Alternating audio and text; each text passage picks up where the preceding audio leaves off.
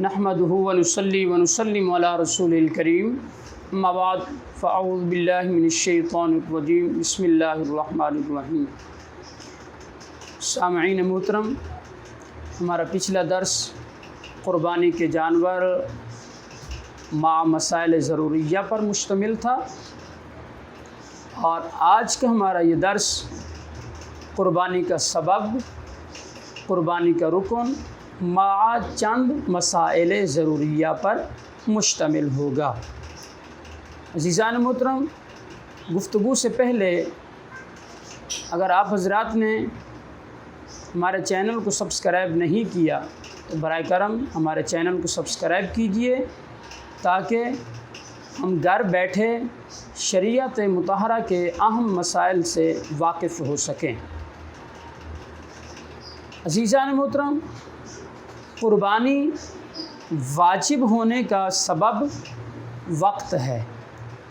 جب وقت آیا اور شرائط وجوب پائے گئے تو قربانی واجب ہے۔ قربانی کا رکن ان مخصوص جانوروں میں کسی جانور کو قربانی کی نیت سے ذبح کرنا، یہ قربانی کا رکن ہے۔ قربانی کا وقت 10ویں ذی الحجہ کے طلوع صبح صادق سے لے کر 12ویں کے غروب آفتاب تک، یعنی 3 دن 2 راتیں، ان دنوں کو ایام نحر بھی کہتے ہیں۔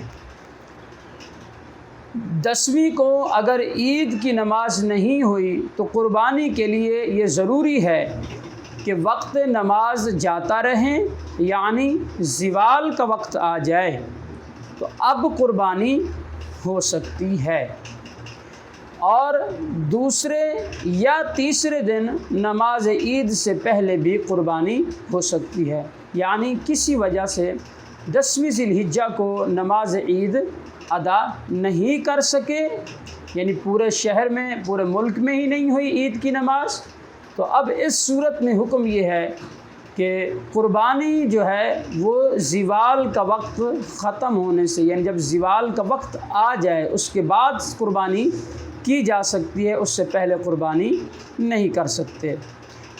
اور دوسرے یا تیسرے دن اب اس میں جس وقت بھی چاہیں آپ قربانی کر سکتے ہیں۔ بالغ اولاد یا بیوی کی طرف سے قربانی کرنا چاہے تو ان سے اجازت لے کر قربانی کرے۔ اگر بالغ اولاد یا بیوی سے اجازت لیے بغیر قربانی ان کی طرف سے کر دی تو یاد رکھیے گا اس کا واجب، ان کی طرف سے واجب جو تھا وہ ادا نہیں ہوگا۔ قربانی کا جانور مر گیا تو غنی پر لازم ہے کہ وہ دوسرا جانور خرید کر اس کی قربانی کریں، اور فقیر کے ذمے دوسرا جانور لانا واجب نہیں ہے۔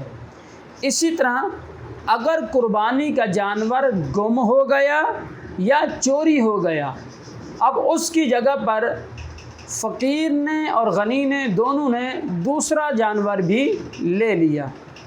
اب جب دوسرا جانور لے لیا تو پہلے والا جانور مل گیا، تو اب اس صورت میں غنی کو یعنی مالدار کو یہ اختیار ہے کہ ان دونوں جانوروں میں سے جس ایک کی چاہے قربانی کر دے، اور فقیر پر یہ لازم ہوگا، واجب ہوگا کہ وہ دونوں کے دونوں جانوروں کی قربانی کرے گا۔ اسی طرح غنی نے اگر پہلے جانور کی قربانی کی تو کوئی حرج نہیں ہے، اگر دوسرے کی قربانی کی اس کی قیمت پہلے کی قیمت سے کم ہے تو جتنی کم ہے اتنی قیمت صدقہ کرنا اس پر واجب ہے۔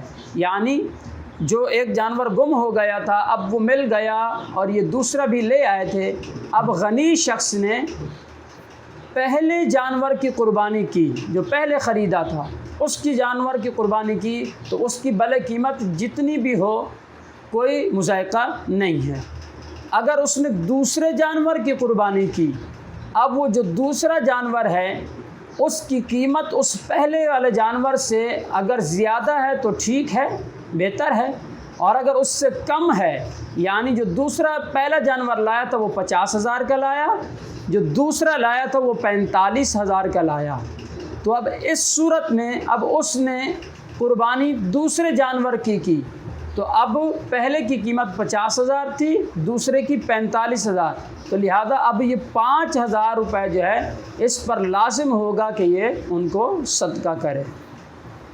اسی طرح قربانی کے دن گزر گئے اور اس نے قربانی نہیں کی، اس کے پاس جو جانور ہے وہ موجود ہے، تو وہ جانور کو جو ہے صدقہ کر دیں یا پھر اتنی قیمت کو صدقہ کرنا اس پر کیا ہے، لازم ہوگا۔ اسی طرح جس جانور کی قربانی واجب تھی، ایام نہر گزر گئے، اس کے بعد اس نے اس جانور کو بیچ دیا۔ اب جب اس جانور کو بیچے گا تو اس کی جو قیمت ہوگی، جو ثمن ہوگا، اس ثمن کو، اس قیمت کو بھی صدقہ کرنا اس پر واجب ہے۔ یہ چند ایک اہم مسائل تھے جو کہ آپ حضرات کے سامنے بیان کیے۔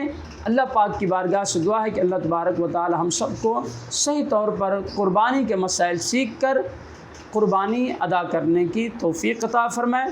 آمین۔ وآخر دعوانا ان الحمد للہ رب العالمین۔